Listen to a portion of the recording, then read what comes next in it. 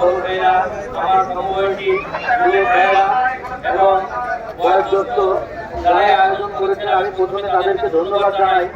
যে এই আন্দোলনটি হওয়া উচিত ছিল আরো আগে।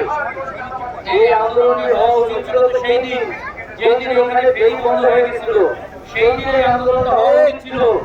কিন্তু আমরা আসলে আমাদের মনের খবর রাখি নাই, আমরা আমাদের সন্তানের খবর রাখি নাই, আমরা আমাদের বোনদের খবর রাখি নাই। আমাদের বোনরা এই ঘাটে যুগের পরে যুগ নির্যাতিত হয়েছে। এদের বেয়াদবির মাত্রা এত ভয়ঙ্কর যে বোনদের সামনে বুকের উপরে রেখে হাত পেতে দেয়। আপনি একবার কল্পনা করেন, একটা মহিলার সামনে যদি এইভাবে হাত পেতে দেওয়া হয়, তাহলে সেই মহিলার কত বড় খারাপ লাগে।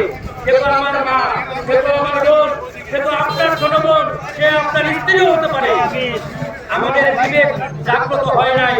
দেরিতে হলেও যেহেতু আমাদের বিবেক জাগ্রত হয়েছে, আমরা এই আন্দোলন শুধু মানববন্ধন কর্মসূচি পালন করার মাধ্যমে সমাপ্ত করব না ইনশাআল্লাহ।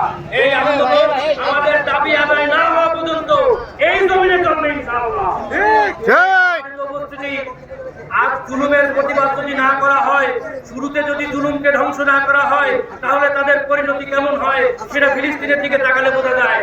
ফিলিস্তিনে যখন এই ইহুদিদের দখলদারিত্ব শুরু হয়েছিল, ওই শুরুতে যদি বিশ্বের মুসলমানরা ঐক্যবদ্ধ হতো, আজকের মতো যদি প্রতিবাদ করতো, তাহলে ওই ইহুদিরা ওই ফিলিস্তিনের দখল করতে পারতো না।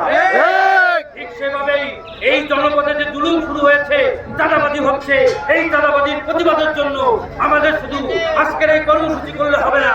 আমাদের এই দাবি আদায় না হওয়া পর্যন্ত আমরা এই দাবিতে, এই আন্দোলনে আমরা অনড় থাকবো ইনশাআল্লাহ।